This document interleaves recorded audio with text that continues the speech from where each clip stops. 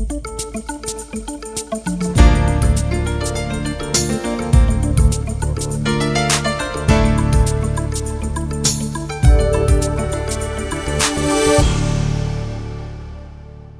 I welcome all of you to SuperChat. You know, for any person involved in public education or for those who are following it closely, it is well known that schools have and continue to move toward a data-driven model. Leslie, Zach, to start things out, I was wondering if you could each give our listeners a description of your duties and responsibilities in your respective job positions. Leslie, why don't you start us out? Yes, I'm the curriculum supervisor with the Northwest Local School District. I oversee K-12 science and K-12 art instruction in the district. In addition to that, I oversee and manage different projects like the SLO assessment project, our blended learning project, and things like that.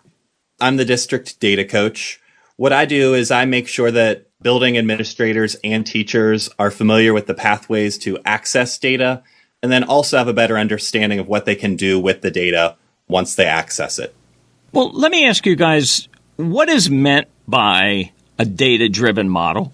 Yeah, so a data-driven model would simply be, we're looking at data constantly throughout the year, and we are making changes from that data. So as we take some of our benchmark assessments throughout the year, we're looking and seeing what that tells us. And then from that, we maybe make instructional changes or building changes based on the data. And when you talk about instructional changes changes, period, this is down at an individual level. Yeah, correct. We're able to look at our data holistically, so we can look at it from district level and building level, but we can absolutely get down to the classroom level and the individual student level as well. Yeah. This is very cool. Personally, I like the trend because it justifies the efforts and the actions that you're putting forth in an instructional environment. Am I missing a piece or am I right? No, I think you're right on. I think when we're making changes, we want to make sure that the changes we are making are working. And, one of the best ways to do that is to look at the data. Can you describe your implementation of what is known as the Straight A grant? I mean, what specific data have you gathered following the first semester of implementation, and what overview description can you give of this grant? Yeah, so the Straight A grant was started in 2014 by Governor Kasich, and he used it as a way to allow school districts to implement innovative ideas to address increased student achievement while also bringing about long-term saving costs. So in the spring of 2016, we applied for a Straight A grant to help fund the implementation of the C-STEM coding and robotics program in our middle school applied math classes. In addition to that, we're partnering with Xavier University to provide free professional development to our middle school and elementary teachers on the conceptual understandings and best practices in math instruction. So the goals of our project are to first increase student achievement in mathematics, and secondly, to increase student interest in STEM fields.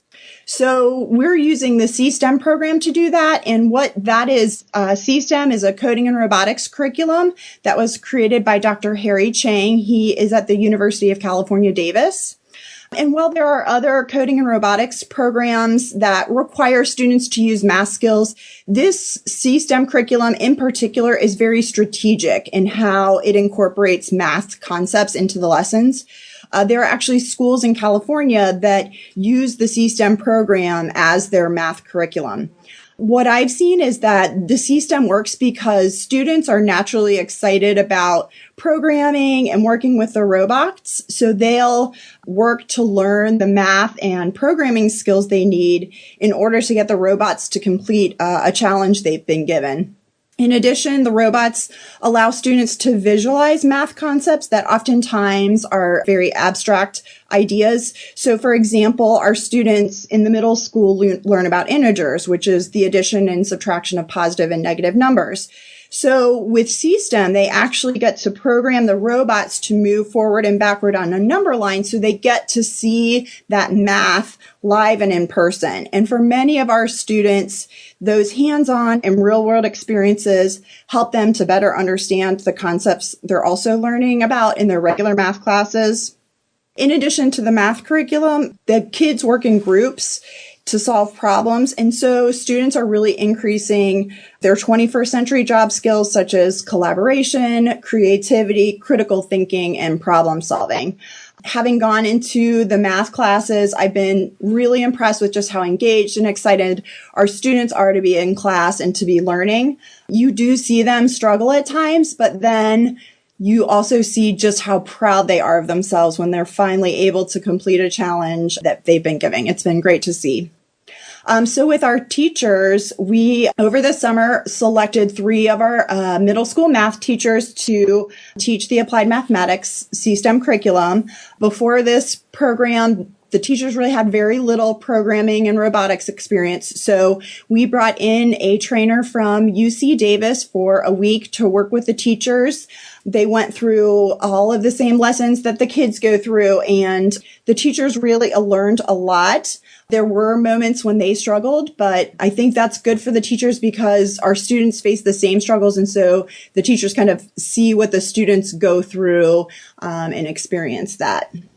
Wow. This is a very unique approach to mathematics that I find very interesting. Well, Zach, what specific data did you gather after this first semester of implementation?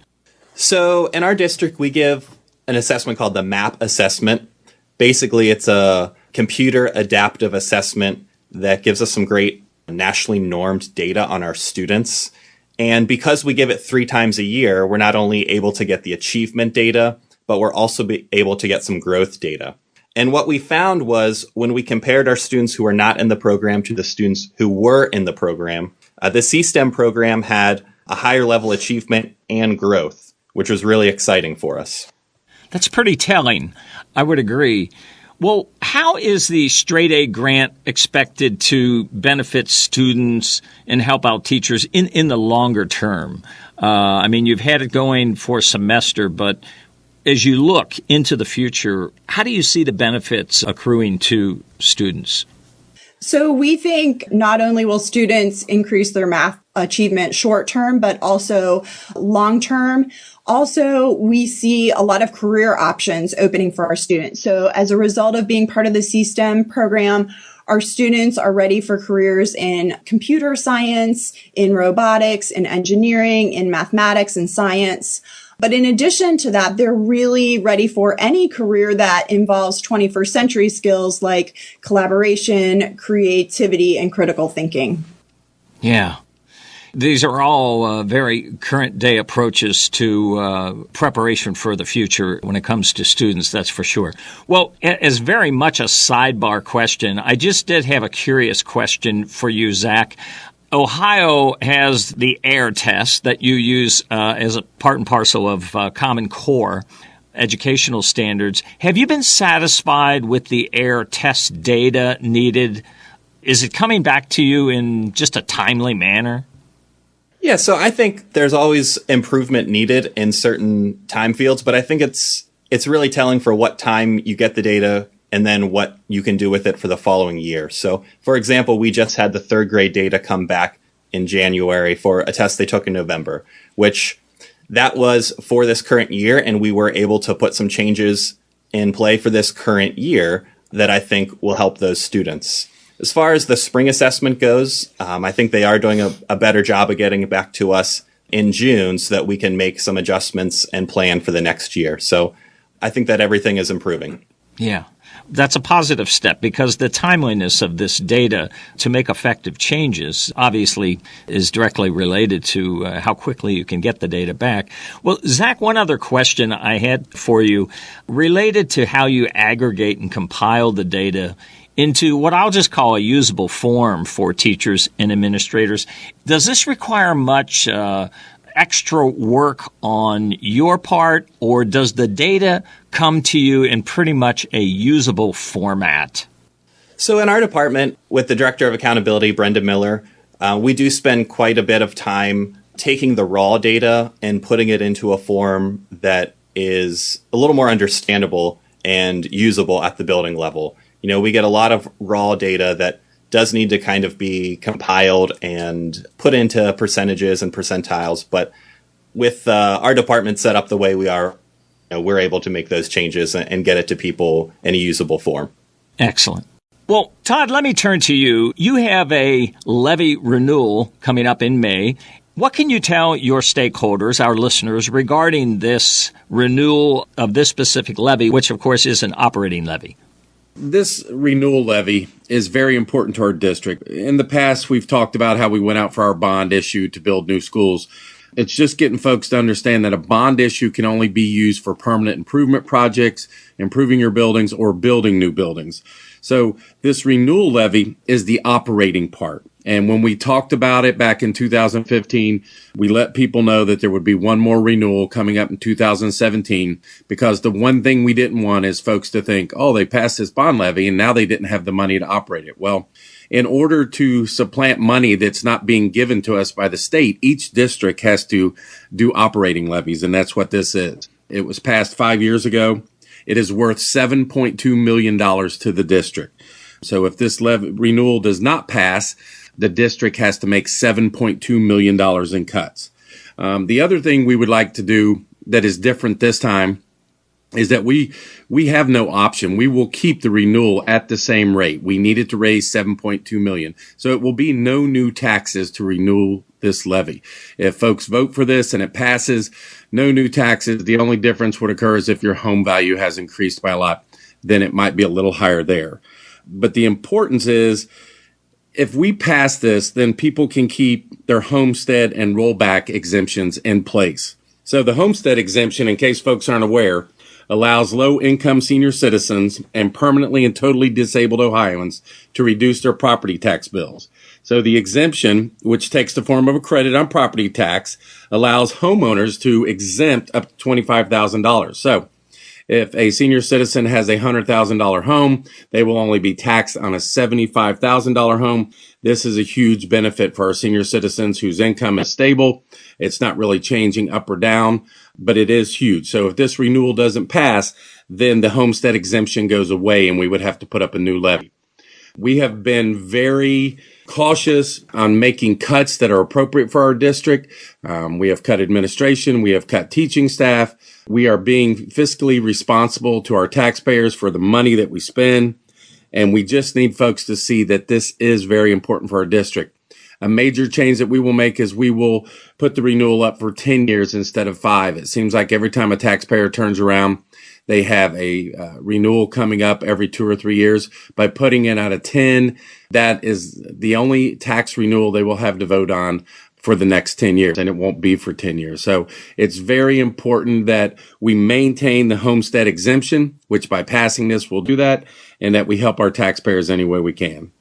If a listener wanted to learn more about the details pertaining to this levy, even though it is a renewal operating levy, what's the best way for them to access the information? Is it on your website, or who should they contact? Well, we are in the process right now of going through the proper board approvals to get the levy on the ballot. Once that is solidified and it is on the ballot, we will start a committee just like we did last time. We will put it very publicly on our website. We will have schools contact parents, and we will get information out to where people are tired of hearing information. We will call folks. We will visit door to door. We will have rallies. We will do everything we need to do to make sure the community understands exactly what this means for our district. For now, they can call myself, Todd Bowling, or Pauletta Crowley, and we can give them any information they need on the renewal levy. Excellent. There you go, people.